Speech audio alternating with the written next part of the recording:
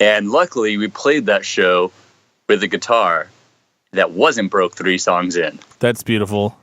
Was he just like so into it that he just decided to smash his guitar and walk off the stage?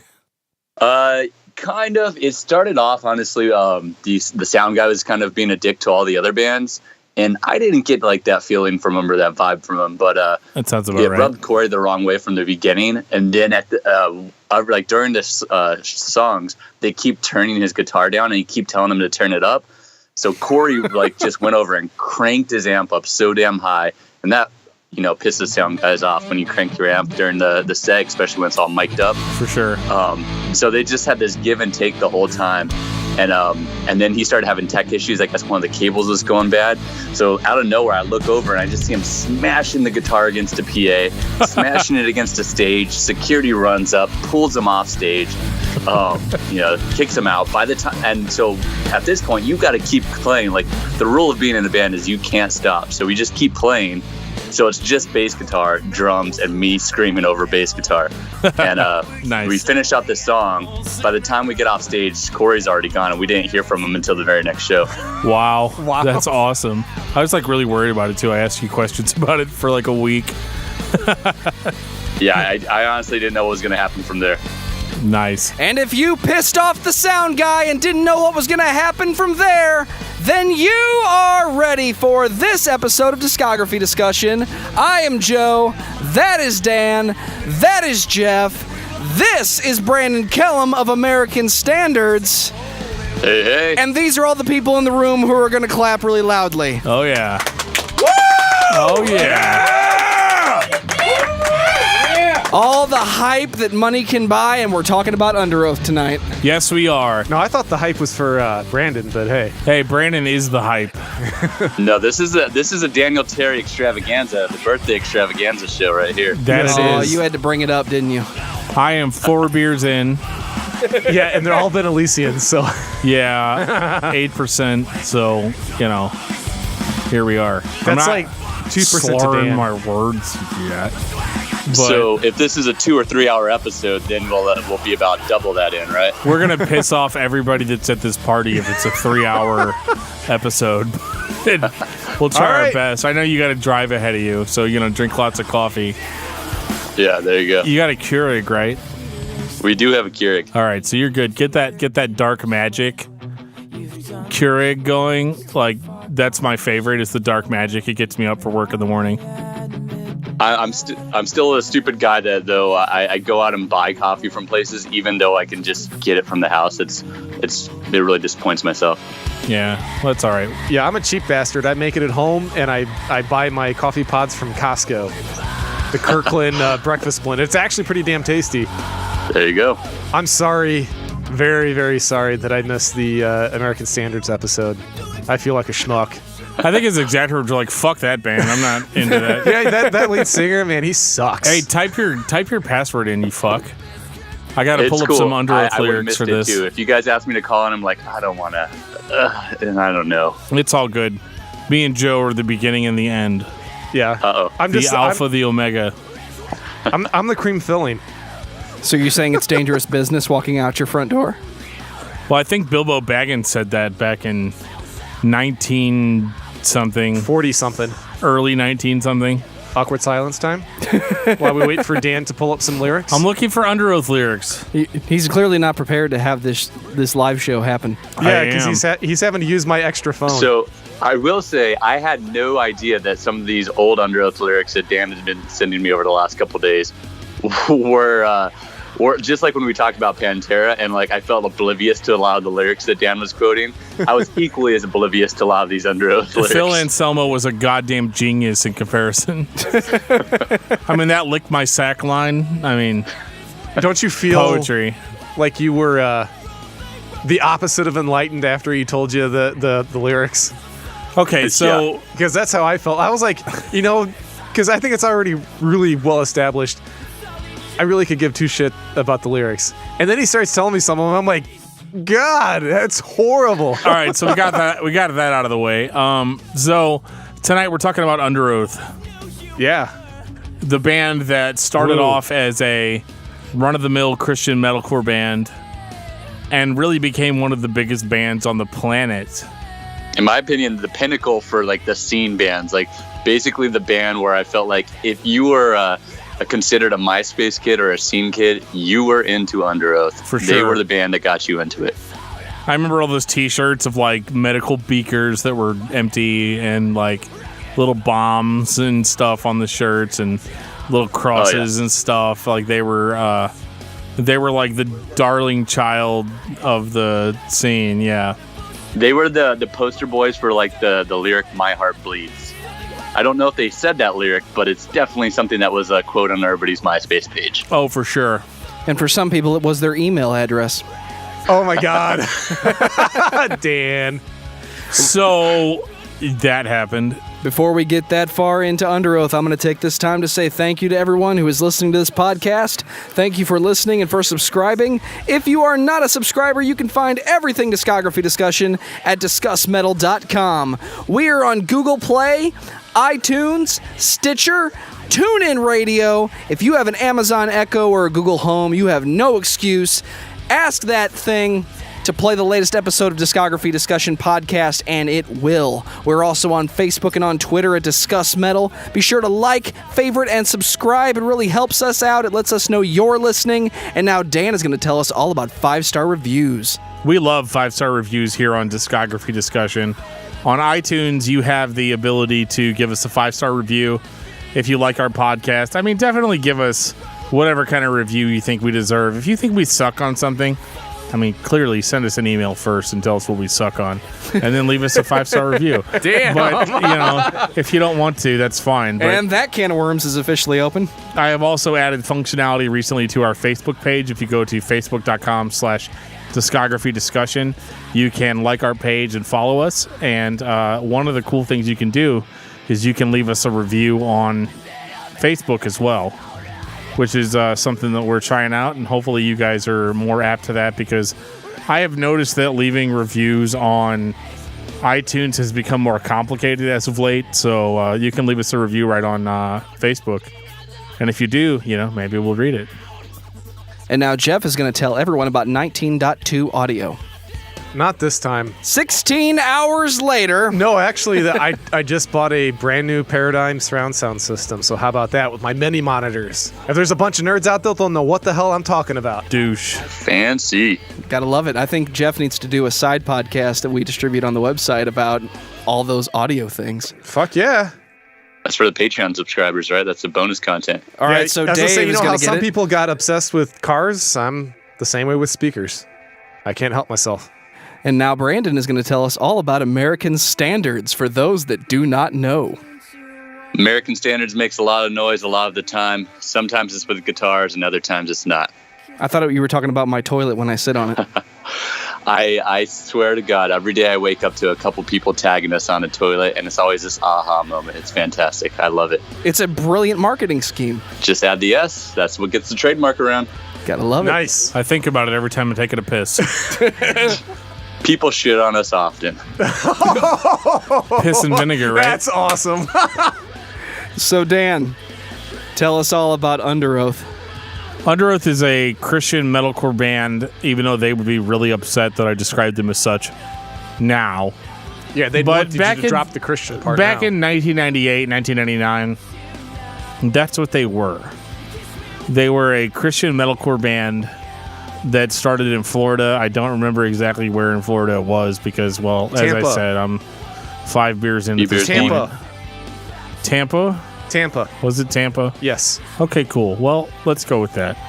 So, Underoath played a style of metalcore that was had a lot of influences of death metal in it, hardcore, just the kind of stuff that was kind of starting to emerge from the Christian hardcore scene at that time. I mean, before that, you had bands like Focus and Strong Arm and Unashamed and Zao and stuff that were, before Zao went like the more metal route.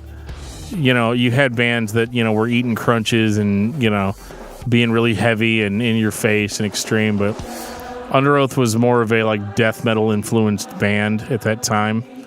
And they put out a couple of, a lot of people say they're EPs, but I consider them to be full-length albums because they're so long.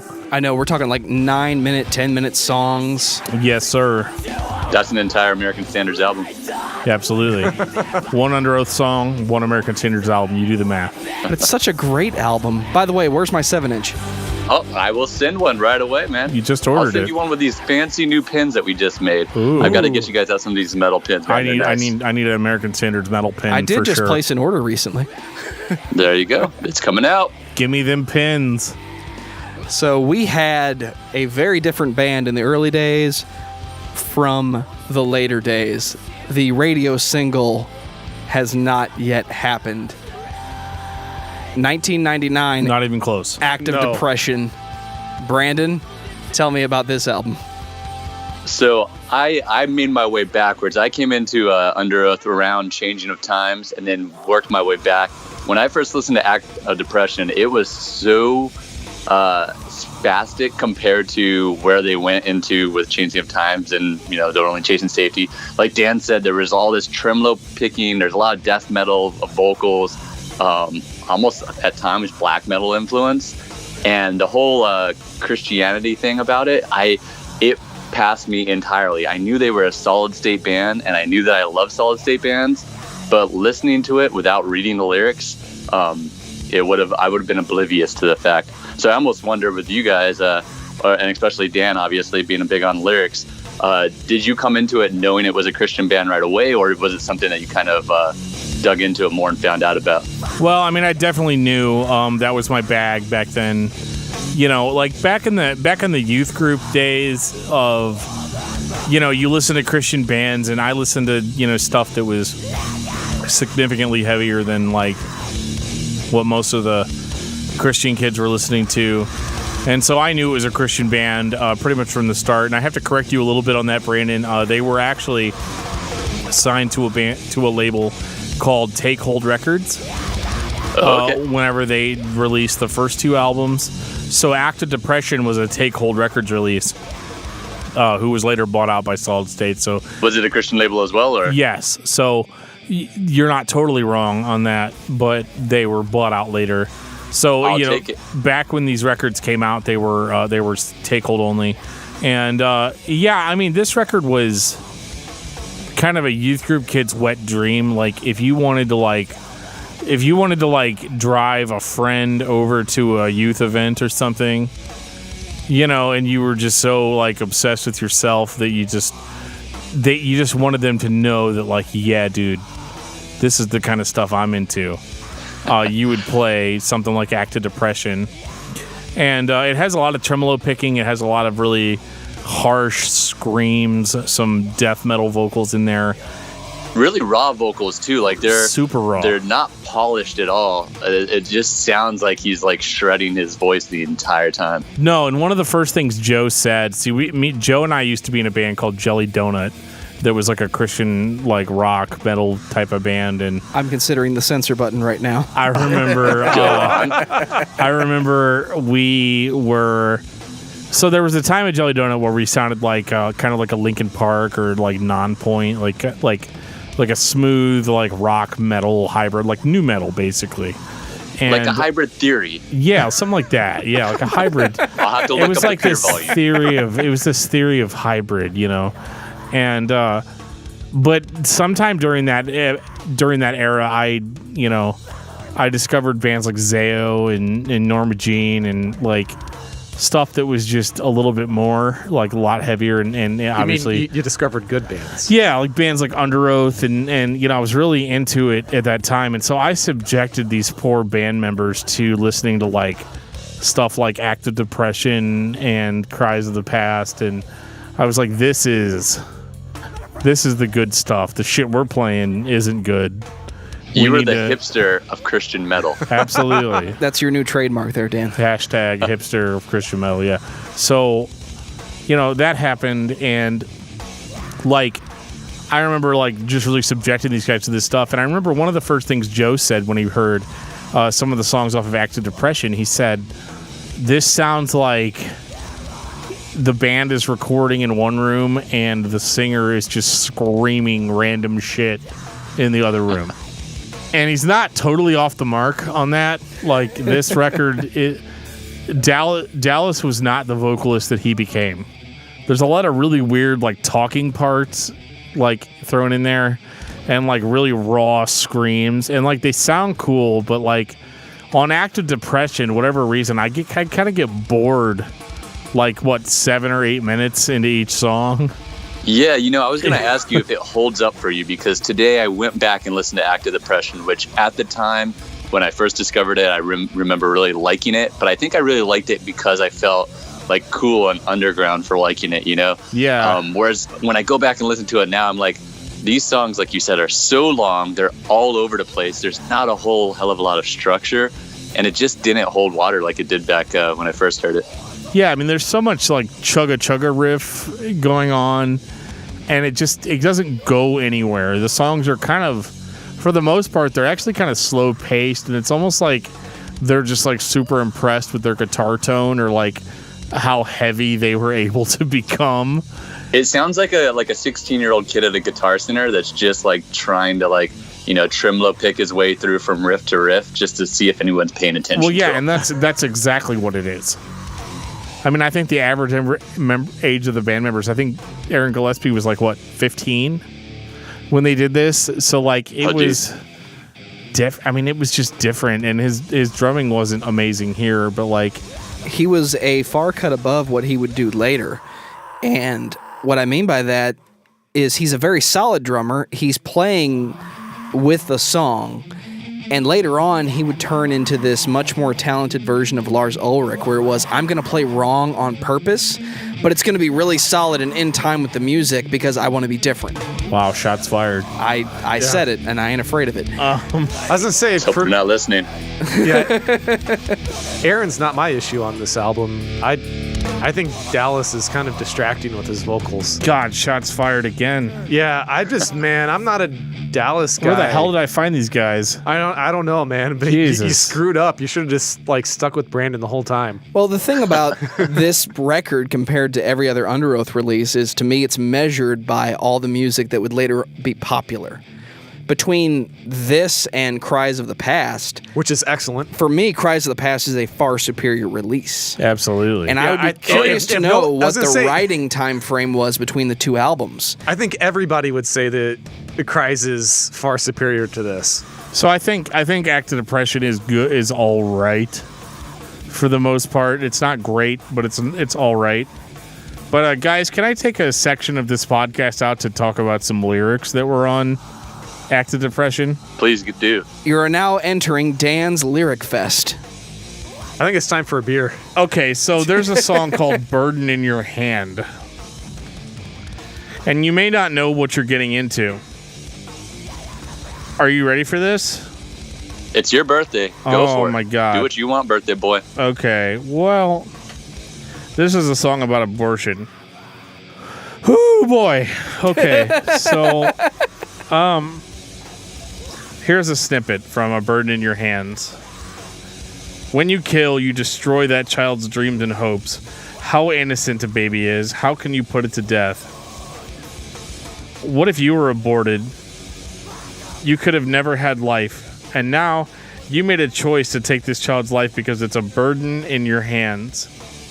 And I'm going to skip up a little bit here, where he says, you kill, you destroyed. Never will this baby be able to grow up or show its love. You'll never be able to hear it say, I love you. I love you. God does not give you the privilege to carry a child for nothing. I don't hear the clapping from the audience back there. Oh, man. That was intense. That's rough, man. Like, the thing about that is I don't even feel like that reads like lyrics. Like there's no metaphor in there. There's no, like, it doesn't sound poetic, or it just sounds like they wrote a paragraph. It sounds preachy. It sounds like they read it off of a fucking Jack Chick tract. Like, it just doesn't... Wow. Like, at one point he even says, you should have thought about the baby before you had sex. Well, damn. That'll get you every time, right? I mean, it's weird to hear 15, 16-year-old youth group kids have such a strong opinion about something that they've never experienced personally. Yeah, I was gonna say, you're pregnant. Like, let's fuck like crazy now. Right? Can't get you pregnant anymore. It's one of the Jeff. It's one of those like, you know, Hot not take. really like talking about having sex and having an intimate relationship with a woman from guys that probably haven't. This is clearly something that like was pushed down to them. Like they heard this from a pastor, or they heard this from somebody that they felt Maybe the like pastor had just wrote it and they screamed it. possible, totally possible. But you know, maybe the fact that the way it's written like this, kind of going back to the fact that like the vocals get boring after a while, since there wasn't a lot of like it doesn't feel like they spent time on the melody. It feels like they just kind of spent time on, you know, what they wanted to write for lyrics, and then they kind of tried to force these lyrics into a pattern, and none of those patterns are really catchy. Right. Well, Right. that's Joe's whole comment about it sounds like Dallas is screaming in a different room. You know, it's just that like these are the lyrics, so you know, go fuck yourself. These are the lyrics. It Yeah, sounds it's- like somebody else I know. Yeah, Shut they, up. They, they have a point they want to articulate, and the music is nothing more than a vehicle. And if it doesn't fit exact, I don't think they really care. Do you think Dallas would look back at this to cringe? I think so. yeah, Yeah, absolutely. absolutely. Yeah, I think so. I hope he's feeling better. Yeah. Actually, does anybody know? Is he still recovering from the brain injury, or is he like? Well, he was just recently on the Bad Christian podcast, and they talked to him. But I remember him looking pretty rough. That sucks. Boy, that tugged at the heartstrings, though, man. I felt like I watched him on the podcast, and I was a big Dallas fan. Maybe not for Acts of Depression, but even into Melee and Sons Disaster, and just watching him talking about his kid and everything, I was like, wow, I'm getting a little teary-eyed here. Yeah, and I hate that we're gonna, you know, again, this is the second time on Discography Discussion that we have talked a little bit of trash on somebody that is not doing well, you know, physically, and I apologize for that, but we kind of do what we do, man. We just have the records that we have, and you know, we just kind of go from there. Yeah, it doesn't. I'm sure change he who the understands individual this is. wasn't his best work. Sure. Well, Well, let's talk about much better work. Well, no, let's. I got another one, Joe. From Oh, Acts he's of still Depression. going. Yeah. Man. So there's the title track, "Act of Depression," and this is sad. It really is. Okay, so this song's about suicide. If you haven't guessed yet, right? So this is a boring ass song musically. It really is. I mean, that bass at the beginning sounds so fucking lifeless that like it's hard to continue. And this is like an 8-minute song, and it's not cool in like a doom metal kind of way. It's like more of like a, oh my god, like come on guys, really? So, wow. I'm looking for the lyrics right now. I'm looking on Geoff's phone, so give me a second here. Let me start here with ice cold fingers, body lays on the floor, pool of blood you see, you scream out in terror. Her body, now a part of mutilation, her soul, the victim of strangulation. I will not accept this evil anymore. I never thought of who I hurt, or I never tried to look for the good. I'm sorry for whoever I hurt. It's not easy to look back on my life, and I know I did not know Christ. For now I live in a real hell. I wish I had another chance. Then I would live my life with love. And again, I know I'm talking about 15-year-olds here. But like, has it ever occurred to you guys that sometimes people have an actual chemical imbalance that causes depression? Have you ever thought about the fact that that people have legitimate issues that are more complicated than, well, this person didn't have Jesus, so they killed themselves because they didn't see any other way out? I mean, maybe I'll say that like 4% of people that kill themselves, yeah, maybe that's it. But like, I've known a lot of people that are born again Christians that have killed themselves. I mean, I think you nailed the nail on the head when you said this is coming from a 15-year-old, which doesn't have the world perspective or the experience just to really understand that, right? Right. And Brandon, when I was 15 years old, I probably would have said the same shit. Yeah. So what you're saying is they're buying in to the Bible tract that they're being handed. Right. It's this whole idea of like, well, I didn't look for the good in things.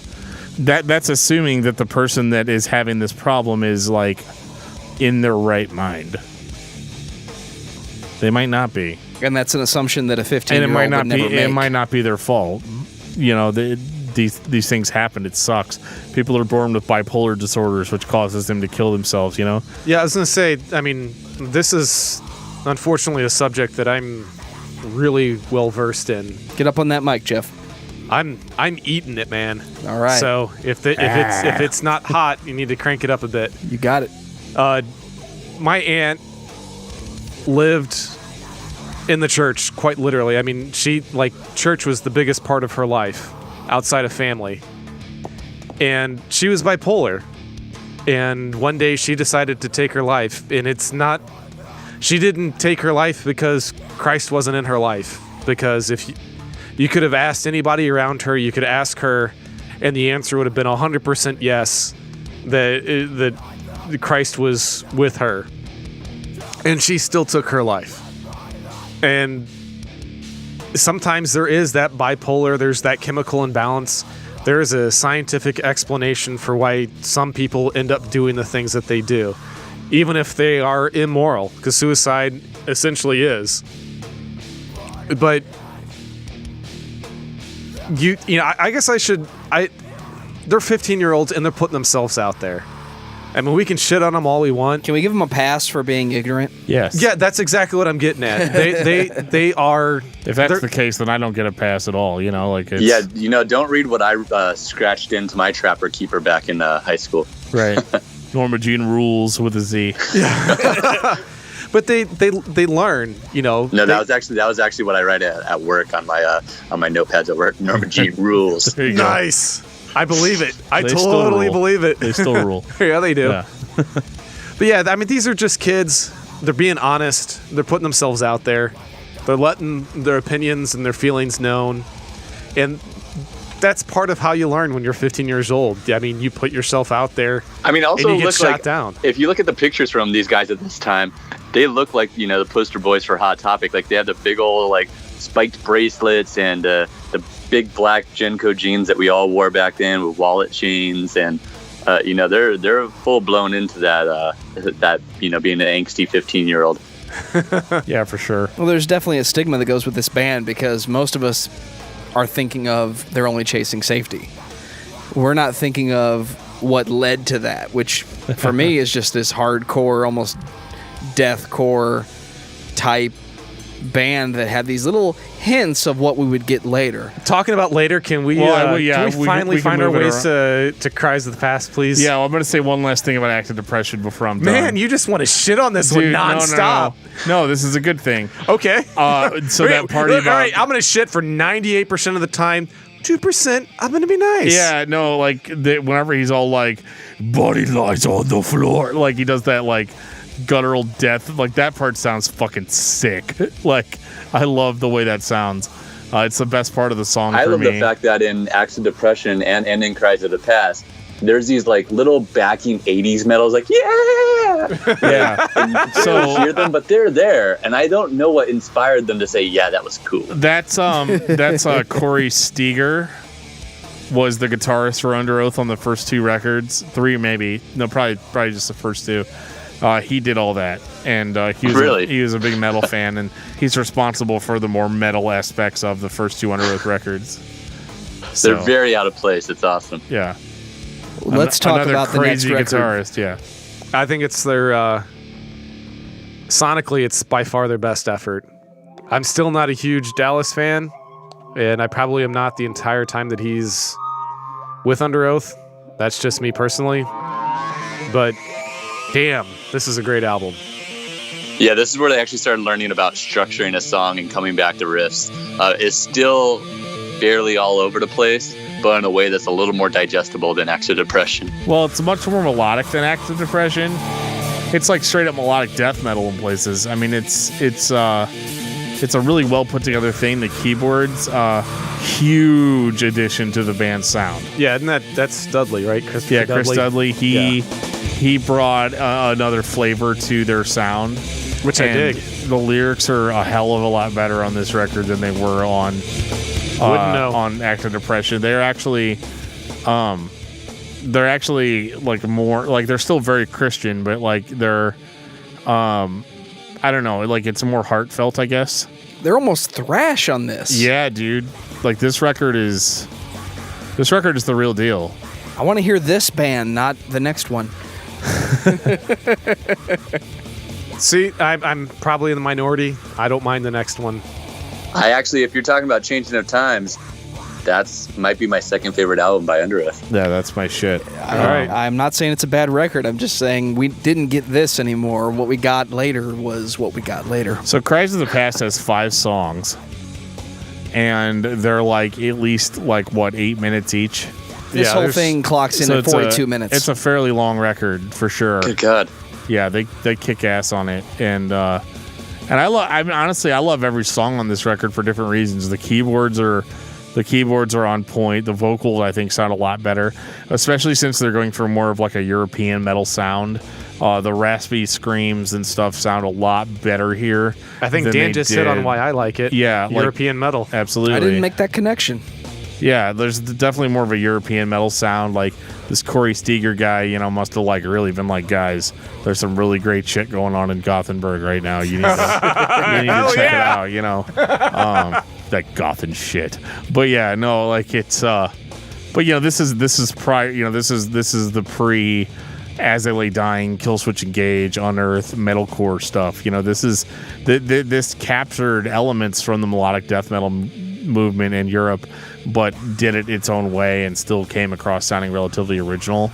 And so like the 8-minute songs are a hell of a lot more enjoyable than they were on Act of Depression, which is more rooted in like an American metalcore sound, which is like not all that different than what you were hearing from Zao, although Zao was obviously much better than they were at that time. It's kind of like the flip side of the American standard when it comes to metal at the time. Jesus, Joe.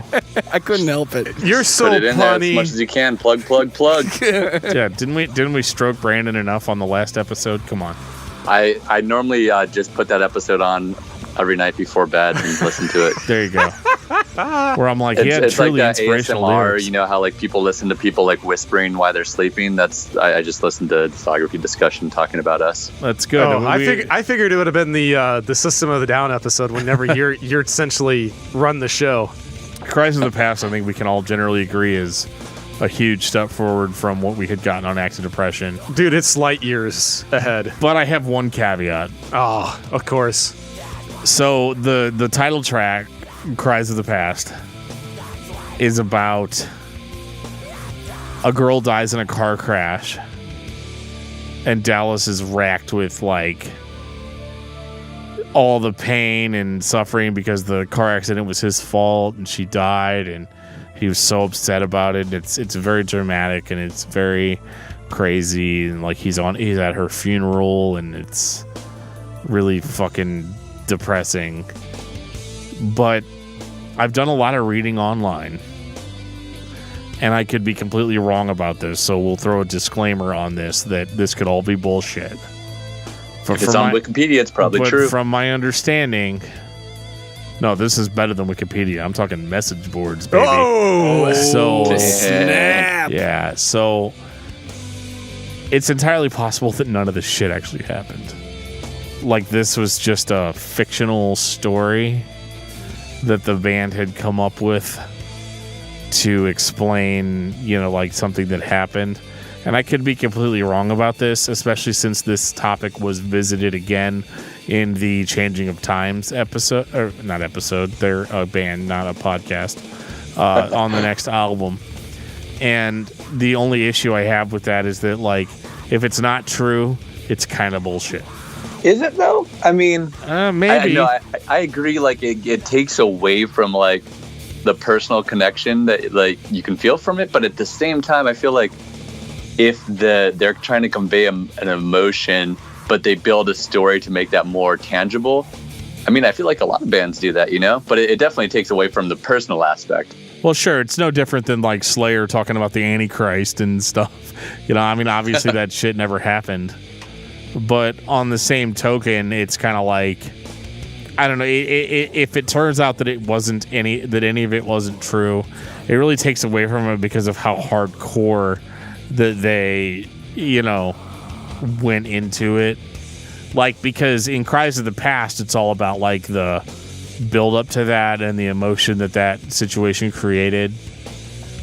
And then, the Changing of Times is kind of like getting over that.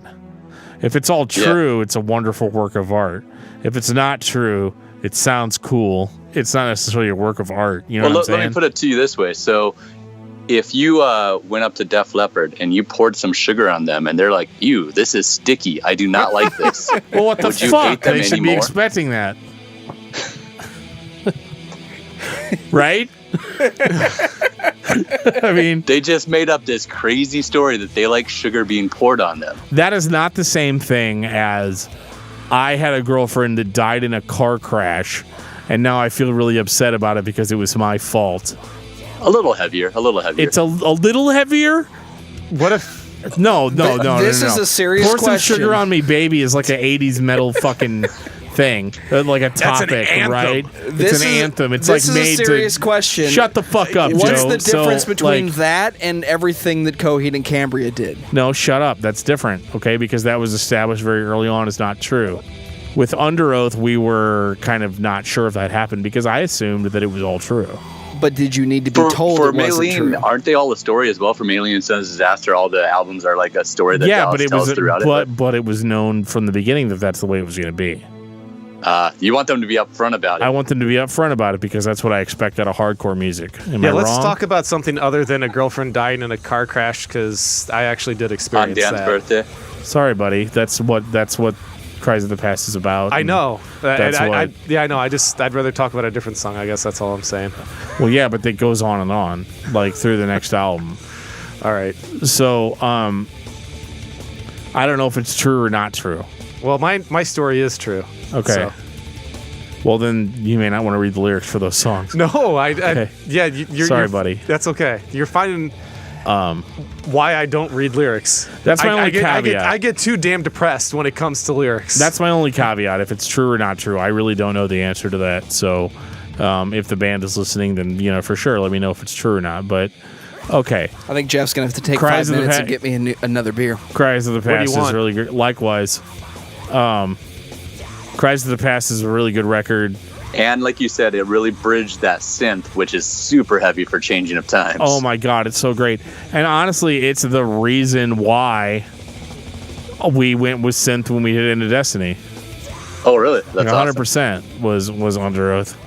Changing of Times for me, like some songs, and especially some parts of songs, feel like I'm listening to the hardcore soundtrack of Mega Man. Absolutely.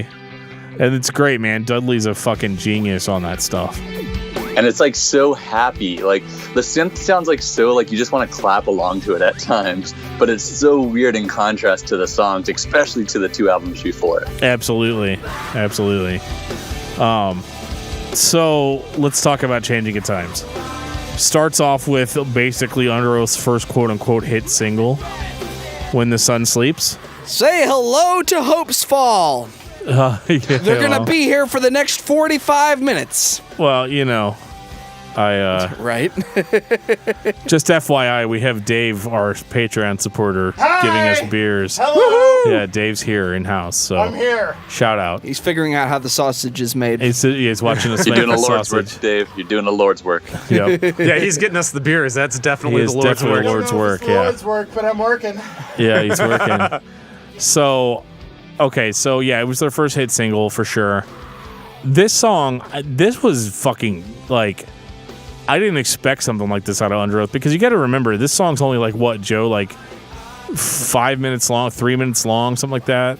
What's 5 minutes? 5 minutes, okay. Something. That's painfully 5 minutes, 33 seconds. That's painfully short for Underoath. Had that huge hook. I mean, Yeah. the second Yeah. that comes on, you've got to sing along. And this is the first song where you actually get to hear Aaron Gillespie sing. Yeah, and which becomes a huge thing later on. Yeah, I actually I like the screamo direction that they're kind of taking. I really enjoy it. I mean, I'm not afraid to admit that I do like screamo. And by screamo, you mean Hope's Fall, because that's basically what they're doing here. It's a little Hope's Folly. You know, if you're a fan of like stuff like Seisha or Rain or Orchid, I think this was a more polished, digestible version of that, and probably, you know, got to a lot more people than some of those older screamo bands did. Absolutely. And this record also does, like, they definitely paid tribute to their metal past. You know, there's some really aggressive songs on here, like A Message for Adrian was really aggressive. And speaking of Message of Adrian, all right, okay, go listen to Boys of Summer, and then listen to Adrian. I just do it. Fuck you. But is the Boys of Summer a true story, or did they make that up? I'm talking about. I'm not just talking messing about with the lyrics. You know me, man. I don't talk about Let's the dig lyrics. into the truth of this matter. Just do me a favor. When everybody's done listening to this podcast, just listen to those two songs back to back. You're never gonna go, oh yeah. There might have been some inspiration there. Yeah. I could see that. Yeah, there is. It's not even inspiration. I think it's like a straight up ripoff in certain points, which is kind of funny. Do you guys think at this point that Dallas's vocals were appropriate for the band's sound on this record? I would say, based on where they were going and what was about to be popular, it absolutely fit. Yeah, this is a peak of his vocals to me for what Underoath, like for Underoath having an opportunity to break into a bigger crowd. This is like what he had to do for that. I'm not sure it was what they were going for, but I think it was perfect. I think this is where Dan and I are probably going to disagree. I think Geoff gets fired. Brandon Kellum hosts. Discography discussion. Moving on I in, mean, guys. Hope you got an extra Dan bag. and Geoff are going to disagree with Joe and Brandon is what I was getting at. Oh, it's Dan Yeah, Terra all over well, again. Yeah, because Well. I actually like Dallas's vocals more on Cries than I do on this, but I like Aaron. I think Aaron's freaking great for the clean vocals on this. I mean, I think he fits perfect on this stuff. I think that's pretty fair, because I think the fact that like you have both in there to contrast, and also I'm sure Aaron's maybe bouncing ideas off of Dallas as well. I think it makes the vocals a little more catchy. You know, I like hooks. I like catchy. So I really do like this album quite a bit. This is my favorite one. Out of everything they've ever done. Yes. Shut up. Is it really? Really is. Dude, that's not what I was close getting. second for me. I love Cries of the Past. Wow. From But- the text that Dan and I were having earlier this week, this is totally out of left field for me. Well- I think he purposely threw me a curveball. This How many was beers did he have you while he was texting you? nobody knows. Not Yeah, you know what? Nobody knows that but me. Yeah, Dan was on vacation this entire week, so he was probably shit-faced the whole time he was texting me, and I had no clue. Yeah, I was shit-faced while I was driving my family 4 fucking hours to an aquarium. Yeah, sure. Well, that's irresponsible, Dan. You shouldn't admit that on there. Well, I'm sorry, you know. So you're saying it's dangerous business going out your front door? It is. Oh my god! It is some days. Actually, I really like that song. It is some We're days. almost there, Geoff. I Hold know. on, man. Hold on. So I like Changing at Times because it's an extremely emotional album. There's not as many bullshit made up songs, and like my favorite song on this record is called Angel Below, which is one of like the keyboard owns the song. Is this the one where it drops down into this, like the single bass drum, the do do do? Yeah, dude, it's like a Transformers synth line, man. It's great. It's the sound wave solo is what you're It's saying. yeah. Well, we'll talk about that when we're talking about Not Beneath later. Yeah, vocoders. But yeah, Yummy. So like they wearing my Not Beneath t-shirt tonight. Anyway, Yes. Fantastic band. Check them out. they are great. But anyway, Not American Hey, Standard's focus great. back on me here, fellas. Yeah. Hey, I just said Not American Standard's great. I mean, don't get me wrong. Anti-Melody shits all over that record There are no But, other bands you in know. this town.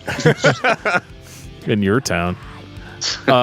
So they're Not Beneath's not from our town. Anyway, so Aren't they from Travis's But town? no, that's my favorite. No, they're not. Oh, they're not? No.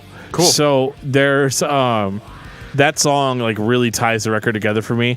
There's also another song where like they build for like a minute and a half because these songs are shorter. This record's only like what, like Joe, like, is it like 39 minutes long or something like that? 34 right about that, minute. they were trying to do the radio single at Right. this So point. like every song's like 2 to 3 minutes long, which is really different for Underoath. It's 35 minutes and 45 seconds. I mean, if this was Cries of the Past, like we're looking at like the record being over within 3 songs, you know. But they've chopped all that up and made more digestible songs. Well, there was this thing that all the metalcore and hardcore and deathcore bands tried to do, All of them. which was be artsy and say, we're going to have long songs that don't have choruses. Right. I know this because I was one of them. And it doesn't work, guys. It might work once in a while. You can get away with it. But the best thing you can do, especially if you want to make money, this will come in later. If you want to make money, write the radio single. It worked on Cries of the Past, dude. I'm listening. Write the thing that people want to listen to over and over and over again. Go find that Question hook. though, what if you can't sing or write a single? Then you write Writer's Block Party, yes. and everything is fine. Well, you did that already, so it's off the list. There you go. Damn it. Yeah. You know, so about changing in times though, I will say like for this, it's like if you go on YouTube, you can go through this wormhole. This is an interesting time for the band because I think it's right when this style of music starts to kind of just, you know, kind of blast into the mainstream, and you actually get to see some live videos that has Dallas singing songs that will become their Only Chasing Safety songs, and you also get to see Spencer singing some old songs that were Underoath songs from like Cries of the Past. So I think that's like really cool to see on YouTube. What's really interesting too is that like I think Dallas said in an interview, and I could be wrong here, but he said that like they're only chasing safety because like a lot of fans of the band were really upset after they put out They're Only Chasing Safety because it was basically like an emo record. Are we moving on to that now? Yeah, why not? So it was more of like an emo record, and I mean, according to Dallas, they pretty much were going to go in that direction regardless of who the singer was. You know, that this was the direction the band was going in. And you can kind of tell that a lot of the songs have been pre-written because I knew Spencer Chamberlain from, and I didn't know him personally, but from a band called This Runs Through, which was a melodic hardcore band from around that time. And they only had like a 5-song EP. But I remember him doing like really deep guttural screams. And so when They're Only Chasing Safety came out, I kind of felt like he was basically just trying to sound like Dallas. I mean, Yeah, did you guys get that impression at all listening to it? That he sounded like Dallas? He was going for that high-pitched sheen that the band was known for? Yeah, but Spencer does a better job of it, in my opinion. I think his agree. voice is Spencer's more appropriate. like, this album is so like not only is it maybe dabbling more on the emo side, but it's so Dabbling? damn polished.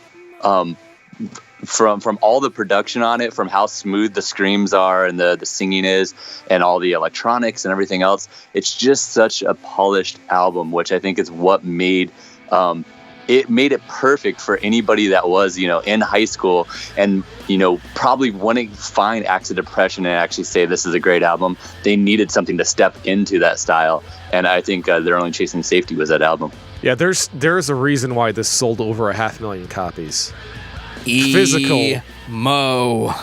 If people haven't figured it out, I am completely unabashed in my love of emo. I mean, my God. I mean, I talk about Sunny Day Real Estate in almost every damn episode. I'm going to say it. Get out of my house. Dude, You know, our you serious? website is discussmetal.com, right? You there knew is a that, lot. right? Yes, I understand, just and checking. I realize this, but Diary by Sunny Day Real Estate influenced a ton of these post-hardcore and screamo bands. Going forward, anytime Geoff mentions Sunny Day Real Estate, you have to drink. Well, Sweets. so I All right, remember when this, hold on. Sunny Day Real Estate. Okay, everybody drink. I'm already preloaded. All right, so I would say that this record was, I'm not going to lie, I was really fucking pissed off when this came out. Because I was at kind of this crossroads of like, I loved Cries of the Past, and I loved The Changing in Times. And this was, not that, man. I used to call him Taking Back Underoath. Yeah, it's totally Taking like, Back Sunday. I mean, it is. It's obvious. I mean, it's funny because what I didn't admit to people is that I listened to tons of Taking Back Sunday. And so when did Taking Back Sunday peak then? Well, like, when was their first huge single? Was it like right before this? Or, I want to say it was like right around the same time, right? It had to have been like 2002, maybe. Like, what was this, Joe? 04? So 2004. Yeah. And I think Taking Back Sunday's Tell All Your Friends came out in 2002. Gotcha. Well, the joke with this record was Underoath decided to go emo. This is when we went to an Underoath show, and the front row was nothing but girls and guys that didn't want to be there. Well, that makes sense. Because, You know what? Okay, so think of it this way: if you got Taking Back Sunday explodes in 2002. Unfortunately, Underoath this is that time. Safe jump from Taking Back Sunday. So like you can listen to Taking Back Sunday, never hear or listen to anything that has screaming and breakdowns, and then hear Underoath and still say, all right, this has some of that Taking Back Sunday vibe, but it's a little bit heavier. And like, back then, a little bit heavier is always a little bit cooler for some reason. So it's probably why you had, much more predominantly like female crowd and a crowd that was coming from that pop punk scene. Well, it's weird too because like they're still a super Christian band at this point. Yeah, they have a anti-premarital sex song. Which song is that? Boy Brush Red, Living in Black and White. See, I mean, you're much more of a lyric guy than me. I might know all the words to that song, but it's like, can you feel your heartbeat racing? Twice. Can you taste the fear in her sweat? Okay, yeah. You've gone too far. It talks, and Aaron actually said in an interview that that's what that song was about kids having premarital sex. And I think Dan is proving that the average emo fan never listened to the lyrics. They just listened to the lines. It's all right. Yeah. So Joe just, he's like, here's where we both go wrong. Totally painted me in a corner. That's absolutely right. I mean, there are no Sunny Day Real Estate lyrics. No. Hey, I didn't mention Everybody it. So drank. I didn't mention it. You don't have to drink. Too late. Brandon speaks for all of us, so if he says it's the truth. I mean, and so emotions were really important to me as far as listening to, how the delivery was made, not necessarily what was delivered. It was the delivery itself was super important to me. So that's always why I listen to the emotion that's behind how somebody sings. It's the reason why I love Swallow the Sun, and I have no fucking clue what they're singing about.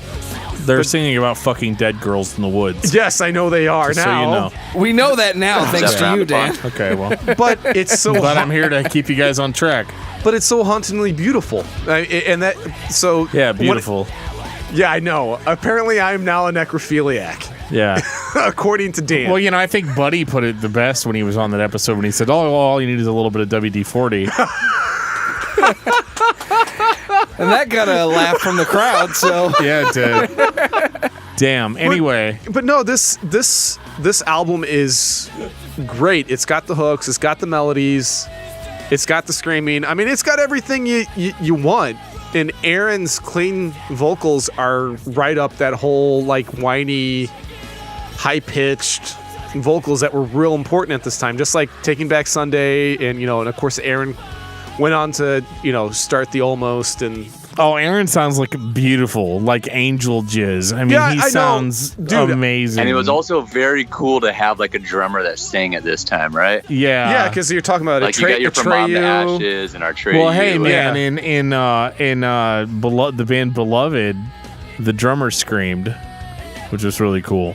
Oh, I'm a big fan of the drummers that sing and scream. Yeah, shut up, Joe. So he went on to be in a band called Advent, actually, the drummer from Beloved, and it was boring as shit. But that's cool. But that he went on and became a lead singer. Yeah, like this record is like, I hate to say it, but it's like it's very similar to Linkin Park's Hybrid Theory album. What? In the sense that it's really good. It doesn't sound the same. Start to finish, it doesn't sound the same. It basically takes all the essential elements of a certain genre and puts them together in such a way that everything's a single. Every single song on this record sound good. It's popular. People buy their shit. Yeah, so this is like Third Strike for new metal. Yeah, everything on this record is I think it was great because it's exposing it to people that normally wouldn't listen to it. Any song on this CD could be released as a single. It would have been fine. So you're saying the Blue Note? Could be a Okay, single? not the instrumental bullshit track, but yeah. But no, yeah, like my wife actually brown is note. perfectly fine with this, and like her favorite band's Better Than Ezra, so she likes the whole southern And poppy she hates rock. most of the stuff that you like, so. Yes, with a passion, and she can tolerate this. So I mean, it's a good crossover album. I think it's great for anybody to be able to expand their horizons, and I think this is a really good album that allows people to do that because it's easy access. And I don't think anybody will doubt that either. And to the point that, like, when you look back at this style, like, They're Only Chasing Safety, if you put together any, like, top 20 lists of this style, They're Only Chasing Safety is probably always going to be on there. Absolutely. 100%. Agreed. As much as I love Define the Great Line.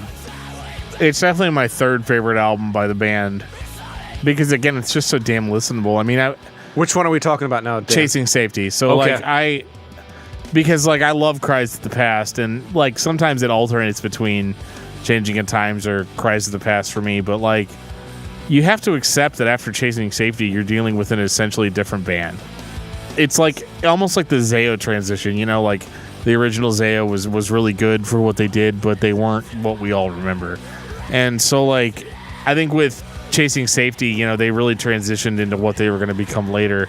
And this record's a solid third for me because, like, I was driving with my wife today listening to it. I took my kids to, like, a gymnastics thing, and, you know, we were listening to it on the way over, and I was like, God, I just forgot how just so damn singable these songs are. Yes. You know, and I bet you, like, with this, I mean, you kind of said something that kind of made me think. I think when they were transitioning from Dallas to Spencer with Changing of Times to They're Only Chasing Safety, they probably felt like they had so much steam and, like, credibility built up as a band that it didn't make sense to make, you know, a new name for this and make it a whole new thing. But I bet you if they had the opportunity now, knowing where they are, they probably wouldn't really resist being able to distance themselves from, like, Acts of Depression or Cries from the Past, because it is, like, so completely different, you know. But saying that, it's actually interesting if you listen on Spotify or you go to Spotify. I think they recently, like, re-uploaded Acts of Depression from the Past, and those actually come up as their, like, most recent albums released in, like, 2015 or 2016, which is kind of weird to see. 2016 Underoath, Acts of Depression. Here you go. Yeah, and that's got to confuse the hell out of people if you don't know the history. If you just go on there and say, "Oh, Underoath, you know, I haven't listened to them in a while. Let's check this out." See, that's the reason. Underoath became an independent deathcore band overnight. Who knew? That only talks about Jesus exclusively. Yeah. That's the reason why we have discography discussion. We get to educate people. I got to toot our own horn since we've been tooting American Standard's horn all night long. That's all I do, man. Plug. Yeah, absolutely, man. 24/7. It's American Standards. That's me. So that means I got to listen to the whole discography. So your 24 yeah, times distractions last a little while, but the problem still remains. Right. Yeah, so- speaking of American Standard, when are you going to come to our area and play a show and crash at one of our houses? So right now we're actually doing in March, we're going up through the West Coast. In June, we're doing East Coast, and we may make it out your way in June. But if not, we're definitely going to be out there in September because we're doing full Midwest in September. Sounds And that sweet. sounds like so long away. So we're hoping that in addition to these, like, 3-week tours where we do 3 weeks at a time, that we're going to have a couple, like, weekend runs and stuff like that, which, like, you guys arguably we that way in, like, 4 days. So, you know, there might be sooner, but definitely in September and maybe even in June. Congratulations, That's you cool. have completed the first mid-show plug of this podcast history. Sounds good. So yeah, There you go. that's a good tidbit. Now It's time to define the great line. Yeah, I say we got 3 more albums to get through, man. yeah, this album actually happens to truthfully have my favorite song. Is it in regards to myself? Nope. I tried. Oh man. Define Dan knows what it is because I already told him. Define the great line, dude. Like, this was like, hey guys, we really love all that money we made off of They're Only Chasing Safety, so we're gonna go heavy again. What's wrong with that? was a ballsy move for them, right? Oh yeah, for sure. But it wasn't heavy like Cries of the Past. It was heavy like Norma Jean. Yeah, Norma Jean heavy. Yeah. Which is not Again, a bad place to live. I was gonna say again, You know. and what's wrong with that? There's absolutely nothing wrong with it from where I'm sitting. Yeah, and of course, the one song that I do like on this isn't quite so heavy.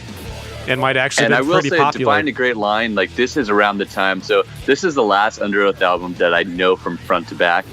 And I don't know as for the sake of me either not connecting with this album or not connecting with what came after it. I think it was just like kind of the time in my life I was at, where I heard so much of this stuff already. But Define a Great Line for me is probably in my opinion, their third best album. Yeah, I think it's third for me too. Their favorite album. If I had to pick a album that I like most from the band for everything that they were and everything they became, it would be this one. As much as I don't like the emo aspects, this is a nice mix of that with metal. And in regards to myself, is a great example of their old style of writing. Remember what I said earlier about the hardcore metalcore bands at the time not wanting to actually write choruses? Well, that song doesn't really have a chorus. It has 3 movements. And then we're on to the next thing. So they kind of went backwards and stayed where they were. And I don't know who was to blame for that. It might have been Aaron Gillespie.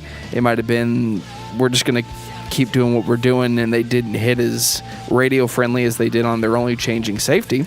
Chasing. Thank you. But I liked it, and actually in my memory this album came out first. I know I'm wrong, but my brain tells me this came out before the previous record. You didn't notice, but your brain did. I know, right? Spencer screaming like a man.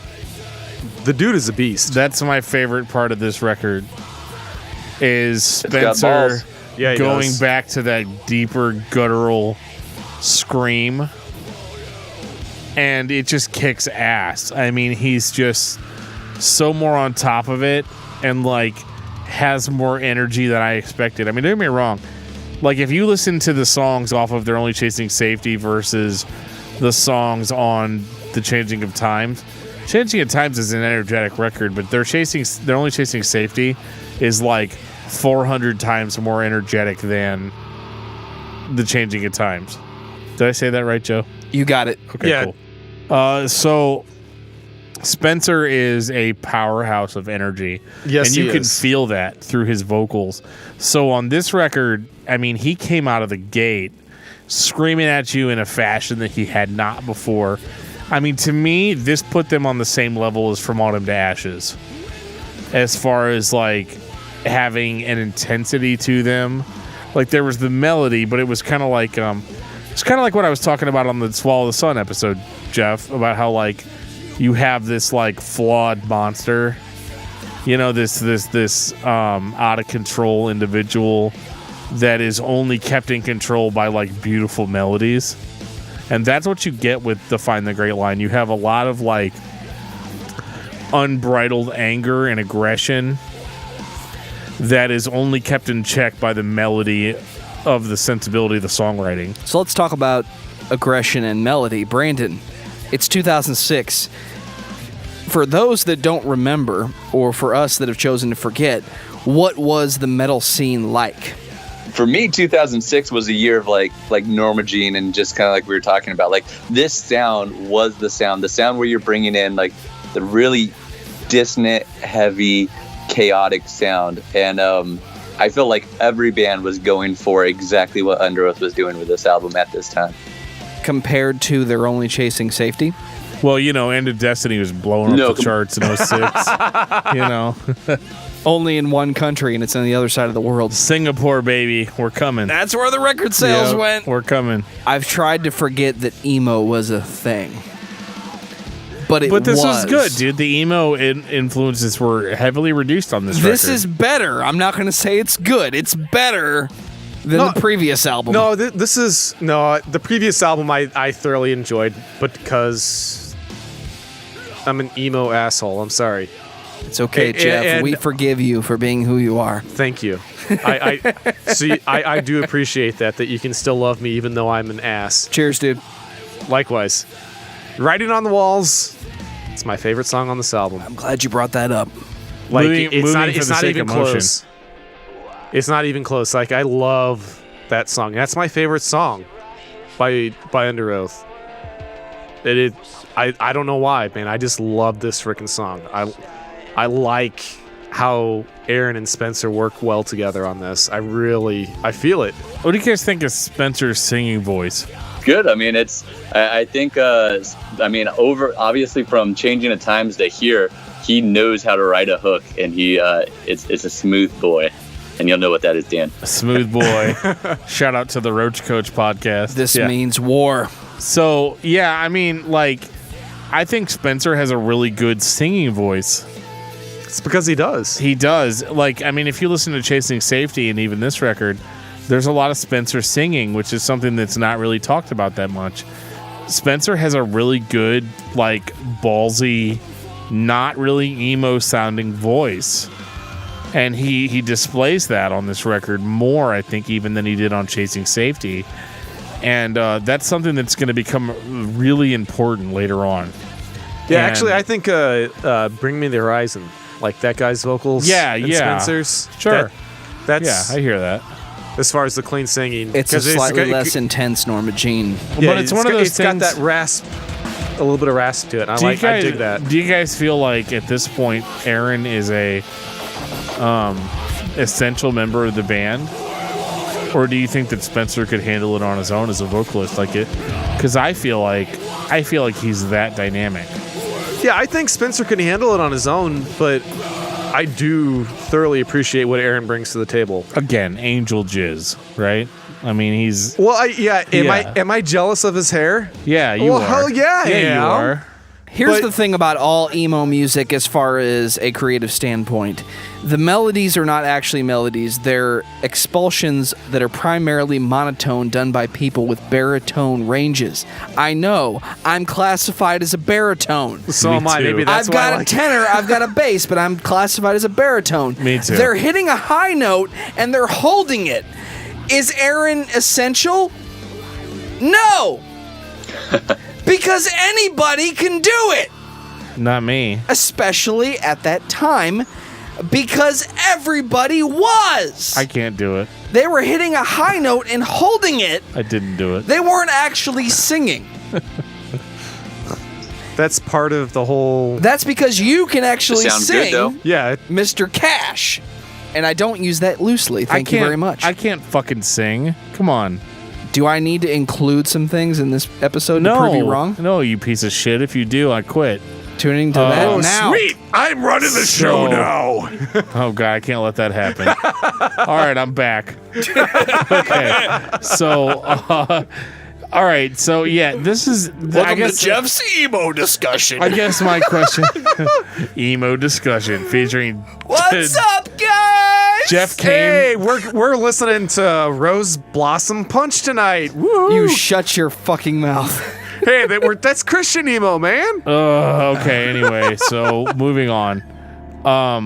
Define the Great Line was a great record, and I think it really. Dan, I'm sorry, but how do you whine about Jesus? I can't think of. 238. Check out them. Check out 238. Anyway, so basically, Define the Great Line was a really weird record for me in the sense that, like, how many people bought this record expecting Chasing Safety 2 and were like, oh. I didn't buy this record because I was so put off by the emo trend that I didn't want to touch anything new. But I mean, I seriously. found out later how God. wrong I was. How I many- should have bought this one. How many people were like, yeah, I'm checking out Chasing Safety, and then there was this. I was pleasantly surprised. So- Yeah, I mean, Truthfully, like, I bought it. I was happy. So like Chasing Safety is like they cleaned up just long enough to get people interested, and then they went right back to not their old selves, but definitely a heavier version. So it's like For sure. they hooked them in, and now they're like, all right, we've got the years. Let's give them a little bit of what we had before. absolutely. Yeah, and then for all the people that were disappointed, go listen to the Almost. So let's listen to the next record, Is it that time? Lost in the Sound of Separation. Did anybody else like this record more than Define the Great Line? Anybody else? No. No. Really? Nope. Wow. The songs are good, but they're not as catchy. Brandon, help me out here, buddy. So this one, I gave it a listen through when it came out. It didn't really connect with me, and it took me several years to go back to. Wow. So I honestly haven't spent enough time with this to really say one way or the other. I mean, I would say Define the Great Line for me still holds up better than this. I like this more than Define the Great Line. This reminds me of Good Apollo and Burning Star for Volume 2, in that the production quality went up and the song quality, well, I don't care. Trust me on this. It's the same record as Define the Great Line. I'll give it that. But the songs were cooler to me. And again, I think this just comes down to the fact that I am a fan of chaotic Norma Jeannie type of sounds and not as concerned with radio singles. So like Joe, when you say that the record wasn't as catchy, I think that that's what I liked about it. And I think the core Underoath fan would share that opinion with you. I just liked that it was a little bit more chaotic, a little bit more crazy. Spencer is on point here. You're saying it's less emo? I mean, it is way less emo. And Spencer is the shining star of this record, in my opinion. He's all of it, dude. Yeah. Talk about a vocalist upgrade for a band. Yeah, I mean we talk about it on The Contortionist a lot, but like, seriously, in Underoath, Spencer was literally the greatest thing that ever happened to this band. You know, I should probably go back and listen to some of the old stuff that Spencer has done. I'll hook you up. And I'm sure I'll be pleasantly... I've got it. I'll be very happy with it because... We'll talk later. This runs through. Dallas was always my weak point on the first 3 albums. I mean, I was just like, I was... Sure, I mean, he's got the passion, but he just didn't have the voice. I would feel like I would be in the same boots. I would have all the passion, but I sure as hell don't have the voice to make it happen. You know, I think that's me to a T. But I was gonna say, I mean, I think it worked out for the both of them, right? Because I don't think Underoath had the opportunity to get as big as they did once they got Spencer. If they would have stayed with Dallas, there's no way they would have taken off like they did now. But at the same time, I think Dallas did much better after he left Underoath and he went to Maylene. Yes, and I he think did. that was more fitting for him by far. Agreed. For sure. I mean, it was. I think it was the best thing that could have happened for both Dallas and Underoath, because, like you said, because I think he's much better in Maylene. So, I mean, it works out for both parties. Yeah, for sure. Yep. Minus the ATV accident, of course. I mean, this is actually the point where I come in and say that my Boston Terrier, my dog, is actually named after Dallas Taylor. So Wow. No kidding. That's Wow. awesome. very cool. was we like got that him the day that we went to a Maylene show, and Dallas Taylor was spitting loogies in the air and letting them land on his face. We're like, this guy's disgusting. Sounds about right. Let's name our dog Dallas. Awesome. It's better than me, man. My dog is named after a country singer and the atmosphere. So he's Toby Keith. You're like, come here, Toby Keith. Oh God, no. All right, well, if you guys don't have shit to say about this record, I will say that a fault line, a fault of mine is fucking great, and you should check it out. Thank you, Dan, for that insightful outlook into this particular record. It's a great record. It's exactly the same as Define the Great Line, and if you like that record, you're going to love this record. I'm curious what you're going to say about Disambiguation, because this one I have no history with, outside of the fact that the logo I feel like is tattooed on like so many people. Like I see that logo everywhere. Yeah, no joke. So you're saying you're catching yourself? I love this record. Dude, you just Do you remember? No. Do you remember? Okay, So, okay, Dan's been throwing me curveballs on purpose all week long. I've been throwing my balls at you all week. That or yep. he's been drunk all week because he's like, That too. I'm not really feeling this one. I don't. That's what I got in text. I form. go back and forth throughout the week, man. Everybody's that way. I'm not.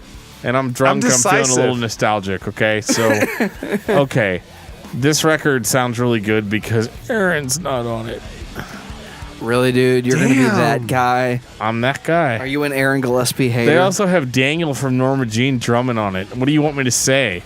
I'm going to say the drums are Was Aaron amazing. just too busy with his side projects, or why wasn't Aaron on this? Fill me in here.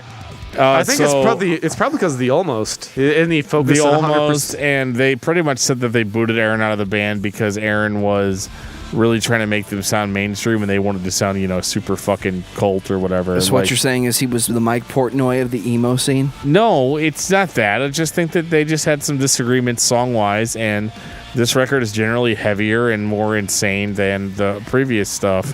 And Spencer's doing all the singing, and it sounds fucking great. And I like how different it sounds from the previous 2 records. Was this the payoff for all the emo stuff? No, I don't have a problem with the emo stuff like you seem to have, Joe. I don't like emo. You like emo. This is established. I like emo. I That listen is to established. City of the Caterpillar from time to time, but I'm gonna have to lure you in here, really in here. This isn't the emo discussion. Come on. no, that's Brandon and Jeff's side project. Sweet. Emo discography discussion. 2018. I'm game. DiscussEmo.com. Yeah. We'll talk later. Alexis on fire. Dude, I go back to the early 90s on emo, so yeah. Is it Alexis on fire or is it Alex is on fire? Alexis on fire. Okay, that's Definitely Alexis on fire. So with disambiguation, and now that Spencer's full blown into singing, this is probably around the time, and given the fact that then they have a break for a little while, I think, and I could be completely wrong, so let me know if I am. But this is probably around the time where Spencer starts getting a big head and saying he can go out and do some side projects, right? well, Aaron maybe. I don't know about Spencer. How long has Sleepwave been around? He did Sleepwave's been around for Sleepwave quite a after few Underoath years, right? broke up. Yeah, they Oh, broke did up they? in 2013. Underoath Yeah, and then did. they were gone forever. I know they're back now, but like, And they were only broken up for 2 years, right? yeah, Boy, Dan's feeling it. yeah. I mean, it was like That's not the feeling that I'm talking about, Dan. it was like 2 or 3. What do you mean? We're going to have to wrap this up in the next 10 minutes or Dan's going to be out cold. No, I mean I'm just saying. I've got like, one thing to say. Sunny Day Real Estate. Woo! Damn it! I drank all the last beer on the last one. I'm beerless. Glug, glug, glug, glug, before we glug. wrap was it all up, though, there suds. is something I want to talk about and get you guys' feedback on for Underoath. So they've got the DVD that they did, which I don't know when they released it, or the documentary, which I watched on YouTube.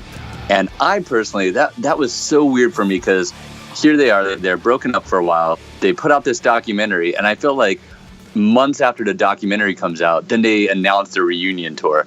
And that was just like, it completely took away from all the feelings you get from that documentary. It's like 'Cause in Cries that of the documentary, past, you're man. It's all they're bullshit. standing together, and they're like, we'll never see each other again. It's all bullshit. It's like And then- Cries of the past. Yeah, and then it's just months later back on the road. This sounds like the same thing that Five Iron Frenzy and Offspring did. They put out a DVD that builds hype about their band, and then, of course, people are talking about your band, so you're like, well, I think we could still do this. Obviously! And it was a good documentary too. It was really It gave you was. some interesting to watch. serious Even if you're not a insight fan into of what was Underoath, it going put on in the together really band, well. yes. Yeah, it's real simple. It's the simple phrase, show me the money. Somebody showed them the money, and they got back together. I mean, it's real That's simple. not a bad thing. If we get another No. record out of it, that'd be great. Yeah, So is Aaron back? Aaron's back. yeah, they're all back. Oh, the Yeah, emo Aaron's back. fans rejoice. Yes, I'm excited. He's got beautiful hair. Does he still Okay, have the I hair? get it. I get it, I don't Jeff. care, man. I get it, Jeff. You want to fuck Aaron. No, I want to fuck Aaron's hair. Let's get that straight. All right, fair enough. I'm sure it's very straight. Yeah, I'm sure he uses a flat iron on that shit. All right, great. Now Can that you that's feel out your of the way. heartbeat? All right, Brandon Kellum, final thoughts on Underoath.